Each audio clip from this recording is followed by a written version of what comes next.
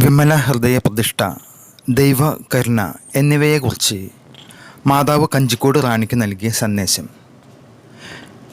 എൻ്റെ മക്കളെ നന്മയിലേക്ക്, ദൈവസ്നേഹത്തിലേക്ക്, വിശുദ്ധിയിലേക്ക് നയിക്കാനുള്ള എന്നോടുള്ള സ്നേഹത്തെ അനേകം വ്യക്തികളിൽ നിന്ന് എടുത്തു മാറ്റുകയാണ് സാത്താൻ്റെ പദ്ധതി എന്ന് അമ്മ പറഞ്ഞല്ലോ. സാഹോദര്യത്തിൻ്റെയും സമാധാനത്തിൻ്റെയും ഒരു പുതുയുഗത്തിലേക്ക് നിങ്ങളെ നയിക്കുന്നതിനുള്ള തയ്യാറെടുപ്പിൻ്റെ ദിനങ്ങളാണ് വരുന്നത്. ഒരുങ്ങുക, പ്രാർത്ഥിക്കുക. പാപം അതിൻ്റെ ഉച്ചകോടിയിൽ എത്തിയിരിക്കുന്നു. മക്കളെ, ഈ നാളുകളിൽ ശക്തമായി കൊണ്ടിരിക്കുന്ന സ്വരമാണ് ഞാൻ. എൻ്റെ വിമല ഹൃദയത്തിൽ ഓരോ മക്കളും പ്രതിഷ്ഠിതരായിരിക്കണം. ധൈര്യം കൈവടിയാതെ അർപ്പണ മനോഭാവത്തോടെ മുന്നേറുക. മാതൃസ്നേഹം നൽകിക്കൊണ്ട് ഞാൻ നിങ്ങളുടെ ഒപ്പമുണ്ട്. പ്രാർത്ഥിക്കുക, ജപമാല ഭക്തി പ്രചരിപ്പിക്കുക. തുടർന്ന് 1997 ഫെബ്രുവരി 2 അമ്മ സംസാരിച്ചു. മക്കളെ, ദൈവമാതൃത്വത്തിൻ്റെ സ്നേഹരഹസ്യം നിർവഹിക്കപ്പെട്ട ദിനമാണ് ഇന്ന്. ദൈവകുമാരനായ ഉണ്ണിയെ ദൈവിക കരങ്ങളിൽ സമർപ്പിച്ച ദിനം. ഞാനും എൻ്റെ ഭർത്താവായ ജോസഫും നോക്കി നിൽക്കെ ദിവ്യരഹസ്യം വെളിപ്പെട്ട അനർഘ നിമിഷം. പാവപ്പെട്ടവനായ സിമിയോൻ പരിശുദ്ധാത്മാവിനാൽ നിറഞ്ഞവനായി ശിഷ്യനെക്കുറിച്ച് പ്രവചനം നടത്തി. എൻ്റെ ഹൃദയത്തെ ഒരു വാൾ ഭേദിക്കുമെന്ന് പറഞ്ഞു. കാലത്തിൻ്റെ പൂർത്തീകരണത്തിൽ എല്ലാം സംഭവിച്ചു. എന്നാൽ മക്കളെ, ഇന്നത്തെ ലോകം സമ്മാനിക്കുന്ന വാളുകൾ സഭാതനയരുടെ നിന്ദനങ്ങൾ ഏറ്റുവാങ്ങാൻ സാധിക്കാത്ത മുറിവുകളായിത്തീരുന്നു. എങ്കിലും ഈ ലോകത്തിൻ്റെ മുഴുവൻ അമ്മയായി കുമാരൻ എന്നെ ബലമേൽപ്പിച്ചതിനെ ഓർത്ത് ഞാൻ സഹനത്തോടെ മക്കളെ രക്ഷിക്കാൻ ഇറങ്ങിയിരിക്കുന്നു. ദൈവ തിരുമനസ്സിനോട് വിധേയത്വമില്ലാതെ ജീവിക്കുന്ന എൻ്റെ പുത്രന്മാരെയും പുത്രിമാരെയും കാണുമ്പോൾ എൻ്റെ ഹൃദയം മുറിവേൽക്കുന്നു. ആന്തരിക ശൂന്യതയാണ് ഇതിന് കാരണം. സഭാസമൂഹം അന്ധതയിലേക്ക് നീങ്ങുന്നു. മക്കളെ, അർപ്പിതർക്കായി പ്രത്യേകം പ്രാർത്ഥിക്കുക. മോശയുടെ നിയമം അനുസരിച്ച് എൻ്റെ ഉണ്ണിയെ ഞാൻ സമർപ്പിച്ചതുപോലെ എൻ്റെ ഓരോ മക്കളെയും പിതാവിൻ്റെയും പുത്രൻ്റെയും പരിശുദ്ധാത്മാവിൻ്റെയും മഹിമയ്ക്കായി ഞാൻ സമർപ്പിക്കുന്നു. ഒരു പിഞ്ചു കുഞ്ഞിനെ എന്ന പോലെ നിങ്ങളുടെ ആത്മീയ ജീവിതത്തെ നിയന്ത്രിക്കാൻ എന്നെ അനുവദിക്കുക. അതുമാത്രം മതി മക്കളെ. എൻ്റെ വിമല ഹൃദയം വഴിയായി ഞാൻ നിങ്ങളെ രക്ഷയിലേക്ക് നയിക്കാം. അമ്മ നമ്മളെ ഓർമ്മപ്പെടുത്തുകയാണ്. മക്കളെ, നിങ്ങൾ എൻ്റെ വിമല ഹൃദയത്തിൽ നിങ്ങളെ തന്നെ പ്രതിഷ്ഠിക്കുക. ലോകത്തിൻ്റെ തന്ത്രങ്ങളിൽ നിന്നകന്ന് ജീവിക്കുക. അത് നൈമിഷികമാണ്. പ്രാർത്ഥനയിലൂടെ ആന്തരിക ശൂന്യത നികത്തണം. അമ്മ പറയുക, പ്രാർത്ഥനയിലൂടെ മാത്രമേ ആന്തരിക ശൂന്യത നികത്താൻ പറ്റൂ. പ്രാർത്ഥിക്കുക എന്നാൽ എന്തെങ്കിലും അനുഗ്രഹങ്ങൾ വാരിക്കൂട്ടാനായി ആഗ്രഹിക്കുകയല്ല. നമ്മെ സൃഷ്ടിച്ച തമ്പുരാൻ്റെ അരികിലായിരിക്കുവാൻ സമയം കണ്ടെത്തുക. ദൈവം തന്നെ പൂർണ്ണമായിട്ട് തമ്പുരാന് കൊടുക്കുക. അതല്ലേ പരിശുദ്ധ അമ്മ ചെയ്തത്. അനുഗ്രഹങ്ങൾ വാരി കൂട്ടുമ്പോഴല്ല, നമ്മൾ അനുഗ്രഹമായി മാറുമ്പോഴാണ് പ്രാർത്ഥന ഫലദായകമാവുന്നത്.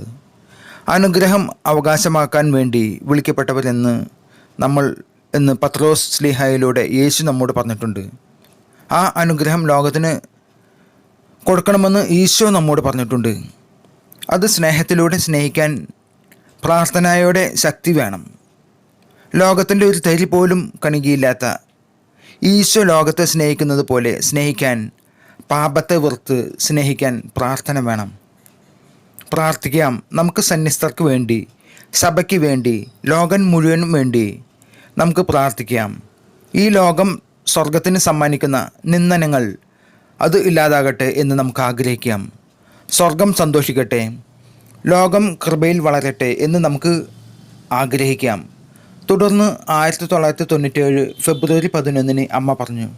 മക്കളെ, അതിരറ്റ പാപക്കൂമ്പാരമാണ് ഇന്നത്തെ ലോകം.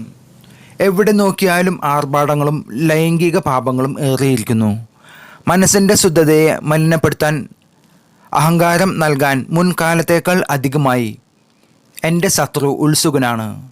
വചനം പ്രസംഗിക്കപ്പെടുന്നുണ്ടെങ്കിലും ഫലം പുറപ്പെടുവിക്കുന്ന വിത്തുകൾ വിരളമാകുന്നു എന്ന് ഞാൻ അറിയുന്നു. മനുഷ്യൻ സഞ്ചരിക്കേണ്ട പ്രാർത്ഥനയുടെ പരിത്യാഗത്തിൻ്റെ പ്രായശ്ചിത്തത്തിൻ്റെ പാത കാണിക്കാൻ പല സ്ഥലങ്ങളിൽ യോഗ്യമായിട്ടുള്ള ഇടങ്ങളിലും വ്യക്തികളിലൂടെയുമായി ഞാൻ വരുന്നു, സന്ദേശങ്ങൾ നൽകുന്നു. എന്നാൽ ഞാൻ കാണിച്ചു തരുന്ന ഉറവയിൽ കഴുകി ശുദ്ധീകരിക്കപ്പെടുവാൻ വളരെയേറെ മക്കൾക്ക് മടി തോന്നുന്നു. എൻ്റെ മക്കളെ, എൻ്റെ മകൻ്റെ പിളർക്കപ്പെട്ട ഹൃദയത്തിൽ നിന്നൊഴുകുന്ന ജീവ ഉറവ ലോകത്തിനു മുമ്പിൽ വറ്റാതെ വരളാതെ ഇരിക്കുന്നു. മക്കളെ, പാപാവസ്ഥയിൽ വേട്ടയാടുന്നവരെ ഈ ഉറവിലേക്ക് കൊണ്ടുവരിക. വിധേയത്തോടും സ്നേഹത്തോടും കൂടെ ജീവിക്കുക.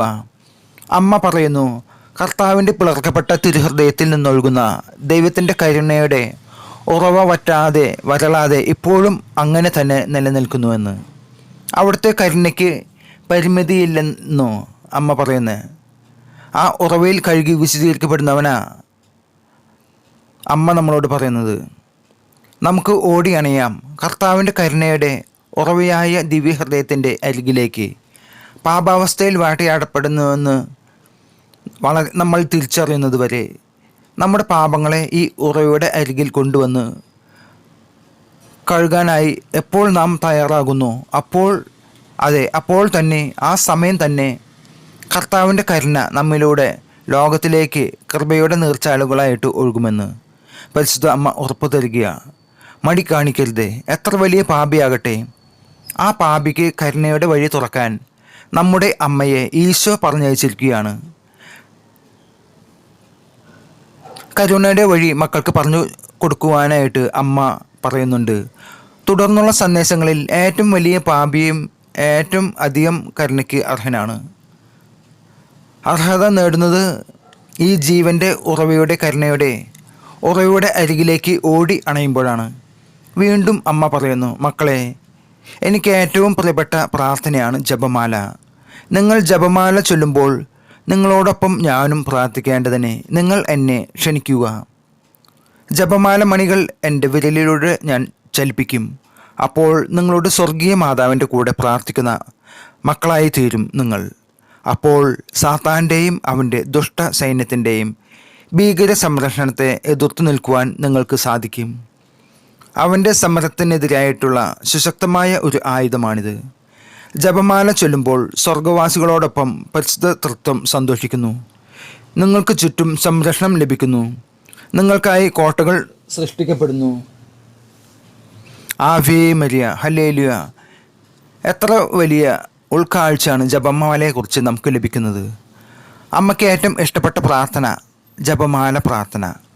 വിശുദ്ധ പാദ്രോ പിയോ പറയുന്നത് ജപമാല പ്രാർത്ഥന വലിയൊരു പോർച്ചട്ടയാണെന്നാണ്.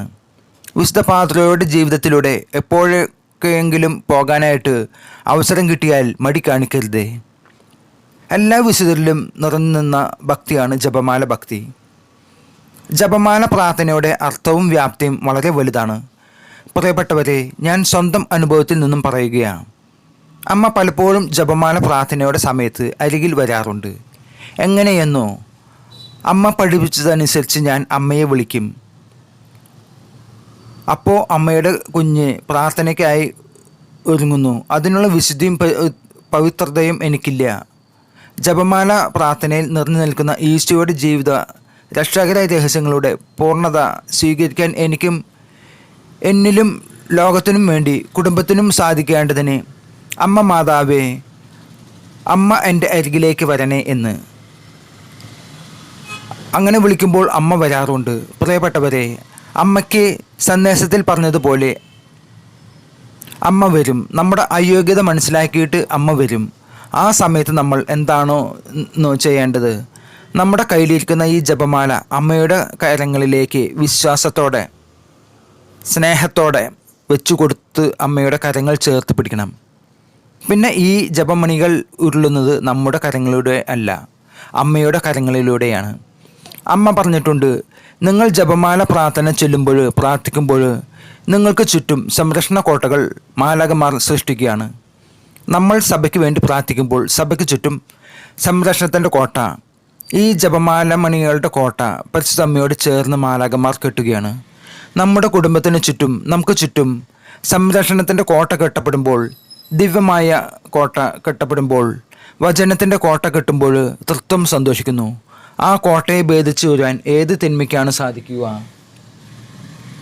ആർക്കും സാധിക്കുകയില്ല. സാത്താനെ പരാജയപ്പെടുത്തുന്ന ആയുധങ്ങളിൽ വലിയ മഹത്വമുള്ള പ്രാർത്ഥനയാണ് ജപമാല പ്രാർത്ഥന. മടി കൂടാതെ, അലസതയില്ലാതെ, ആവർത്തന വിരസതയാണെന്ന് പറഞ്ഞ് ഒഴിവുകൾ പറയാതെ കുടുംബങ്ങളിൽ ഒന്നിച്ചു ചേർന്ന് ജപമാല പ്രാർത്ഥന എല്ലാവരും പ്രാർത്ഥിക്കണമേ. ഈ കാലഘട്ടത്തിൻ്റെ ആവശ്യകതയാണത്. ഈ ലോകത്തിന് വേണ്ടി, സഭയ്ക്ക് വേണ്ടി, നമുക്ക് വേണ്ടിയും സ്വർഗം തുറക്കുന്ന താക്കോലായിട്ടുള്ള ഈ ജപമാല പ്രാർത്ഥന, നമുക്ക് ചുറ്റും സംരക്ഷണത്തിൻ്റെ കോട്ട കിട്ടുന്ന പ്രാർത്ഥന എല്ലാവരും പ്രാർത്ഥിക്കണമേ. അമ്മ ഒരു പ്രാവശ്യം പറഞ്ഞു തന്നത് ഞാൻ ഓർക്കുന്നു. മക്കളെ, നിങ്ങൾ ജപമാല ചലിപ്പിക്കുമ്പോൾ, അത് കന്യകാമറിയത്തിൻ്റെ വിരലിലൂടെ ചലിപ്പിക്കുമ്പോൾ സ്വർഗം ജ്വലിക്കും, നരകം വിറകൊള്ളും. ഹല്ലേലൂയ. ഈ വിറകൊള്ളൽ സാത്താൻ്റെ അധപതനത്തിലേക്ക് നയിക്കുമെന്നതിന് യാതൊരു സംശയവുമില്ല. അണുശക്തിയേക്കാൾ 10 മടങ്ങ് ശക്തിയുള്ള ജപമാല പ്രാർത്ഥനയുടെ അർത്ഥവും വ്യാപ്തിയും എത്രയെന്ന് ചോദിച്ചാൽ അത് യേശു ക്രിസ്തുവിൻ്റെ രക്ഷാകര ജീവിത രഹസ്യങ്ങളുടെ പൂർത്തീകരണത്തോളം മഹത്വവും വിലയും ഉള്ളതുമാണ്.